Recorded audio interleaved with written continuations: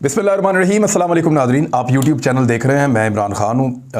आज रात की जो सबसे बड़ी खबर आने वाली है वो ये है कि वज़ीर-ए-आज़म इमरान खान साहब ने फ़ैसला किया, साबिक़ वज़ीर-ए-आज़म इमरान खान साहब ने उन्होंने फ़ैसला किया है कि वो सोशल मीडिया के ऊपर ख़िताब करेंगे और नौजवानों से बातचीत करेंगे, पाकिस्तानियों के साथ बातचीत करेंगे। ओवरऑल पूरी दुनिया से लोग रब्ता कर सकते हैं। इसके लिए वो ट्विटर की स्पेस इस्तेमाल करने जा रहे हैं। मैंने 2 दिन तक लगातार इसको इस्तेमाल किया है, ट्विटर की स्पेस को। ये एक ऐसा फॉर्मेट है जिसमें आप लोगों के साथ बातचीत कर सकते हैं बराह रास्त। लोग आपसे सवाल कर सकते हैं, आप उनको जवाब दे सकते हैं। एक बड़ी अच्छी चीज़ है। लेकिन ये मुझे हादसाती तौर पे इसको इस्तेमाल मैंने किया, मुझे इसको इस्तेमाल करना आता भी नहीं था।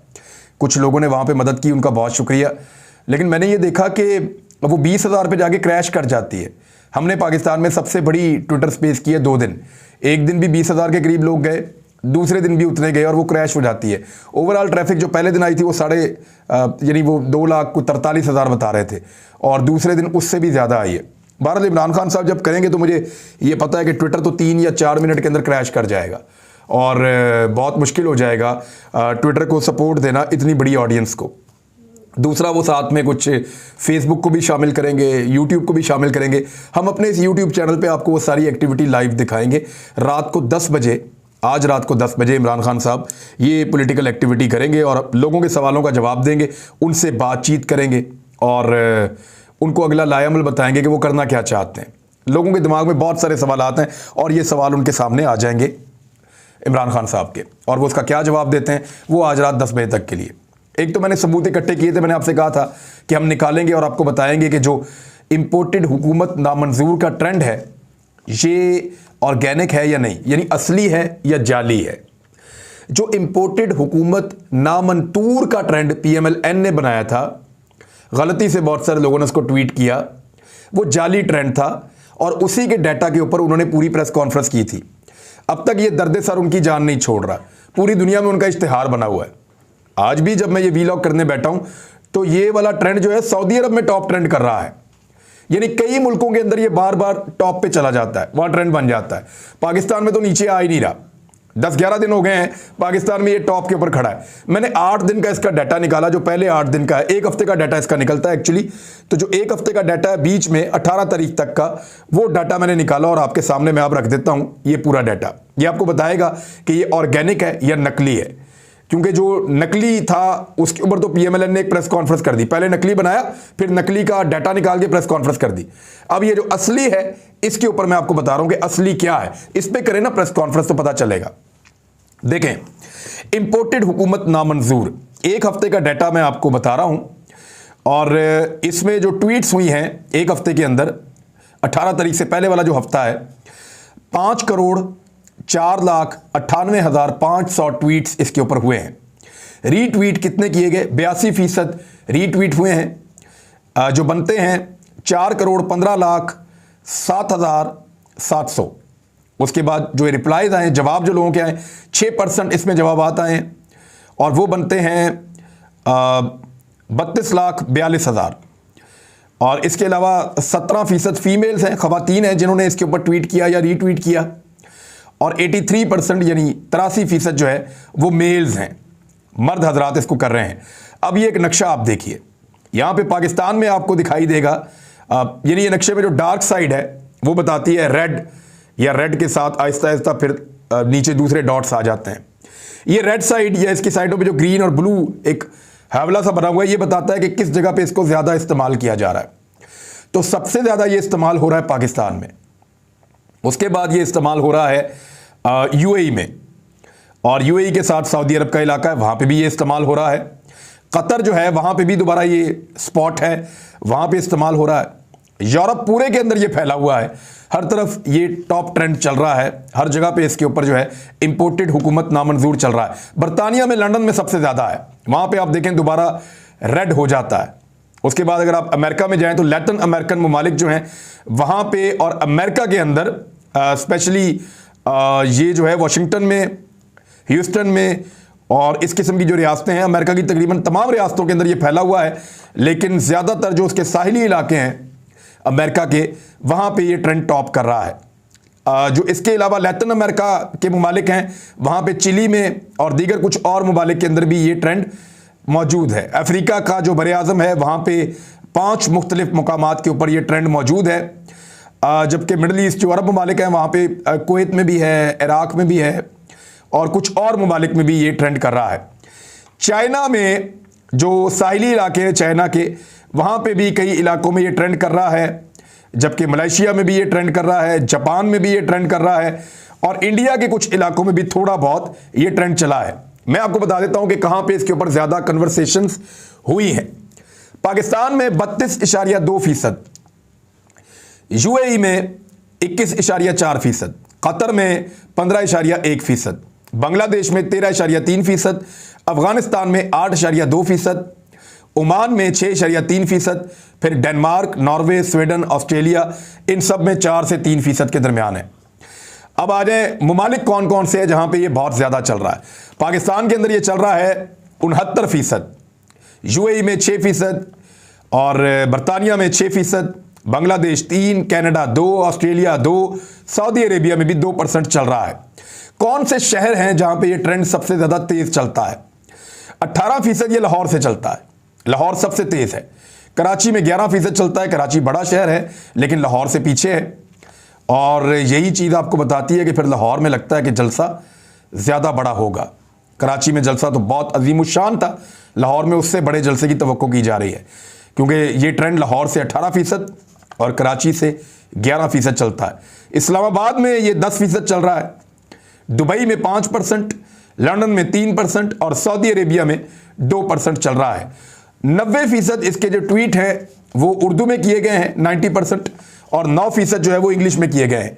बाकी इसके साथ ये सारा डाटा मेरे पास मौजूद है कि डेली इसके ऊपर कितने ट्वीट होते रहे हैं 11 तारीख से लेकर 18 तारीख तक। और जो सबसे ज़्यादा ट्वीट हुए हैं वो हुए 16 तारीख को। 16 तारीख को क्यों हुए? क्योंकि कराची वाला जलसा था और उसमें बहुत ज़्यादा रिस्पॉन्स आया। वहाँ जो 16 तारीख को हुए वो 90,75,000 ट्वीट्स इसके ऊपर हुए हैं और उससे कम जो हैं वो जिस दिन पेशावर का जलसा था उस दिन हुए और उस दिन 80,29,300 ट्वीट्स हुए थे। बहरहाल ये इसका सारा डाटा आप इसको देख सकते हैं, मेरे अकब में लगा हुआ है। तो ये एक ऑर्गेनिक ट्रेंड है। इसके बारे में जो मरियम औरंगजेब ने और मरियम नवाज ने जो झूठ बोला था वो पकड़ा गया है। मुजरिमों की काबीना जनाब तैयार हो चुकी है। 36 टोटल लोग हैं और उन 36 लोगों में से 24 ऐसे हैं जो जमानतों पे हैं, जिनके ऊपर संगीन मुकदमात हैं। और अभी मोहसिन दावड़ को शामिल नहीं किया गया, जिसपे बीबीसी को बहुत गुस्सा है और बीबीसी ने इसके ऊपर एक बाकायदा पूरा आर्टिकल लिख दिया है। और मोहसिन दावड़ ने कहा कि शहबाज शरीफ साहब ने उनको वज़ीर बनाने के ऊपर हामी भरी थी और उनसे तजावीज़ मांगी थी, लेकिन बाद में अभी उनका नाम नहीं आया। फिर उन्होंने ये भी कहा कि ये चीज़ रिपोर्ट हुई है कि एस्टेब्लिशमेंट मोहसिन दावड़ के वज़ीर बनने के ख़िलाफ़ है। आपने देखा कि आर्मी चीफ की शहबाज शरीफ से एक मुलाकात भी हुई है और दूसरा एक काबीना ने हलफ भी उठाया। और मैं आपको वैसे बता देता हूं कि काबीना ने हलफ ऐसे नहीं उठाया, उनको बाकायदा कहा गया है कि जाओ जाके हलफ उठाओ। वो तो हलफ उठाना ही नहीं चाह रहे थे। एमक्यूएम कहती थी हमने बनना ही नहीं इस काबीना का हिस्सा। पीपल्स पार्टी ने अपना फड्डा डाला हुआ था, बाकी जमातों ने अपना रोला डाला हुआ था। वो बनना ही नहीं चाह रहे थे काबीना का हिस्सा। उसकी वजह यह थी कि उनको नज़र आ रहा था कि पब्लिक गुस्से में है और वो इस बोझ को नहीं उठाना चाह रहे थे। वो चाह रहे थे सारा बोझ शहबाज शरीफ पे डाल दें। शहबाज शरीफ साहब की हालत पतली हो रही थी और वो हर जगह मिन्नत तरला कर रहे थे कि इनको मनाएं, इनको बोलें काबीना का हिस्सा बने। तो फिर वो जो लोग कहते हैं कि बड़ी मदद उन्होंने इमरान खान साहब की भी की है माजी में, लगता है उन्हीं लोगों ने मदद की है और ऐसा दिखाई भी दे रहा है। और मेरे पास ये इतला भी मौजूद है कि इन लोगों को कहा गया जाओ जाके भाई काबीना का हिस्सा बनो। बहरहाल ये आ गए और आगे काबीना का हिस्सा बन गए। इनकी बड़ी मेहरबानी। शहबाज शरीफ साहब का ये बोझ उठाएंगे, लेकिन पहला बोझ जो उठाना पड़ेगा ज़रा वो आप खबर देख लें। और सबसे पहले तो आलमी बैंक ने कहा है, वर्ल्ड बैंक ने, कि पाकिस्तानी मईशत को बड़े ख़तरात का सामना है। जो पाकिस्तान में इस वक्त पॉलिटिकल क्यास है, जो इस वक्त सियासी सूरत हाल बनी हुई है अदम इस्तेहकाम की, उसकी वजह से बहुत हालात ख़राब हैं। कोरोना की एक नई लहर भी आ सकती है, नकलो हमल पर पाबंदी भी लग सकती है और पाकिस्तान की माशी सूरत हाल पर ताज़ा रिपोर्ट जारी की जिसमें कहा गया कि कर्जे की अदायगी को यकीनी बनाने के लिए हुकूमत को मालियाती खसारे को कम करने पर तवज्जो देने होगी और इनको चीज़ों की कीमतें बढ़ानी पड़ेंगी। वो शरह नमू जिसके बारे में पाकिस्तान तहरीक इंसाफ एक स्टेबल माहौल में ये दावा कर रही थी कि वो 6% तक जाएगी, वो अब 4.3% और मजीद नीचे 4% तक जाने का इम्कान है। तो ये जो तरक्की की शरह है वो नीचे की तरफ गई है। गुज़िश्ता चंद दिनों की सूरत हाल में गुर्बत 37% पे चली जाएगी और जो है वो ये और बढ़ जाएगी इसके बाद, और इनको चीज़ों की कीमतों में इजाफा करना पड़ेगा। मिसाल के तौर पे पेट्रोल की कीमतों में सबसे पहले इजाफा करना पड़ेगा। शहबाज शरीफ साहब ये बोझ अकेले नहीं उठाना चाहते थे, वो चाह रहे थे कि काबीना बने और काबीना मिलकर फैसला करे कि हमने पेट्रोलियम मसनूआत की कीमतों में इजाफा कर दिया है। ये बात आप लोग याद रखिएगा कि पीपल्स पार्टी ने, फजलुर रहमान साहब की पार्टी ने और पाकिस्तान मुस्लिम लीग नून ने, इन तीनों ने यह दावा किया था और हमारे साथ ये वादा किया था कि ये आने के बाद पेट्रोल की कीमत 100 रुपये लीटर से कम कर देंगे, और उनका यह दावा था कि वो ऐसा कर सकते हैं। हमने जब उनके सामने बार बार ये रखा कि जनाब आलमी मंडी में तेल की कीमत बहुत बढ़ गई है, तो उनका जवाब होता था कि पहले भी बहुत बढ़ गई थी, इसके बावजूद हमने तेल सस्ता बेचकर दिखाया है, हम दोबारा डिलीवर करके तेल सस्ता बेचकर दिखाएंगे।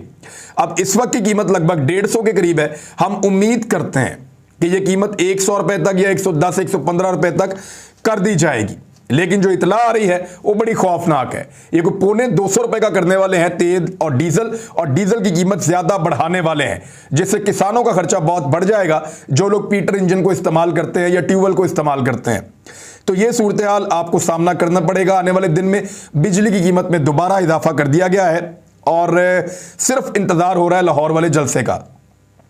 लाहौर वाले जलसे से पहले हुकूमत नहीं चाहती कि वो पेट्रोलियम मसनूआत की कीमतों में इजाफा करे। अगर लाहौर वाले जलसे से पहले वो इजाफा करते हैं तो लाहौर के जलसे के अंदर हुकूमत के खिलाफ बोलने के लिए मजीद मवाद इमरान खान साहब को या उनकी पार्टी को मिल जाएगा। लिहाजा अब सारे फैसले सियासत की बुनियाद पे हो रहे हैं, सारे फैसले इमरान खान की गिरफ्त में हैं और उनकी गिरफ्त बड़ी मजबूत होती चली जा रही है। हुकूमत ने एक और काम भी किया था। PMLN के लिए हमेशा जो है ये लाहौर का जो जलसा होता है इमरान खान साहब का, ये हमेशा एक कड़वा घूंट होता है, एक जहर का प्याला होता है जो उनको बहुत मुश्किल से पीना पड़ता है। 2011 में उन्होंने पहला जलसा किया था और सारे रिकॉर्ड उन्होंने तोड़ दिए थे।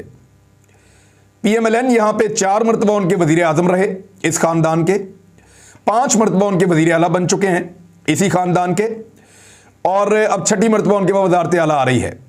बहुत ताकतवर फैमिली है, 40 साल से इक़्तिदार में है, लेकिन इन 40 सालों में वो मीनार पाकिस्तान को एक मरतबा भी नहीं भर सके, एक मरतबा भी नहीं भर सके।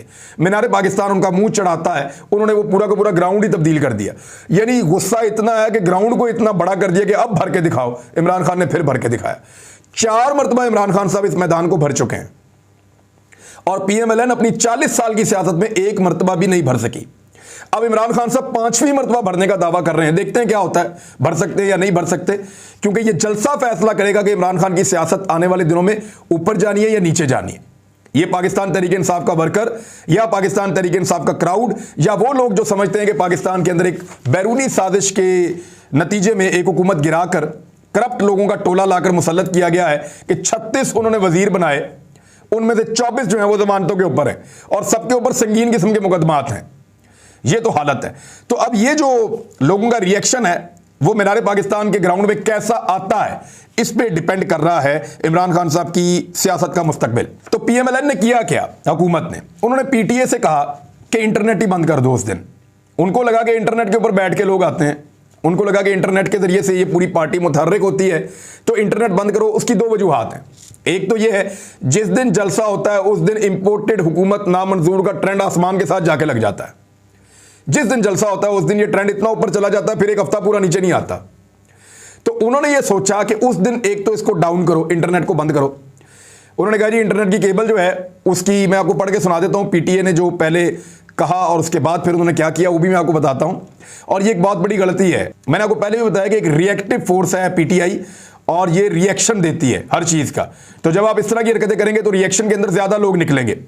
उन्होंने कहा कि बैनुल अक़वामी सबमरीन केबल SMW4K, इसके एक हिस्से को पावर की जो है वो कुछ सरगर्मी के अंदर हमको उसके अंदर कुछ वो कह रहे हैं जी हमने उसको सेट करना है, और 21 अप्रैल 2022 को दोपहर 2 बजे से शाम 7 बजे तक, लिखा हुआ है दोपहर 2 से शाम 7 बजे तक इसकी रिपेयरिंग की जाएगी इसको ठीक किया जाएगा, जिसकी वजह से कुछ इंटरनेट सार्फिन को रफ्तार में कभी का सामना करना पड़ सकता है और इंटरनेट बंद कर देंगे उस दिन, क्योंकि ये ट्रेंड बहुत ऊपर जाता है।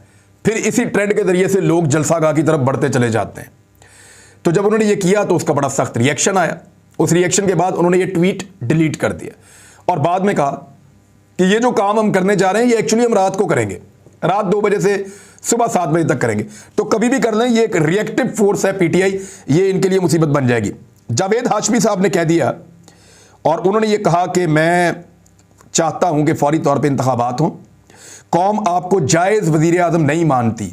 शहबाज शरीफ को उन्होंने कहा ये जो काबीना आपने बनाई है इसको लोग कबूल नहीं करेंगे, ये भी उन्होंने कहा।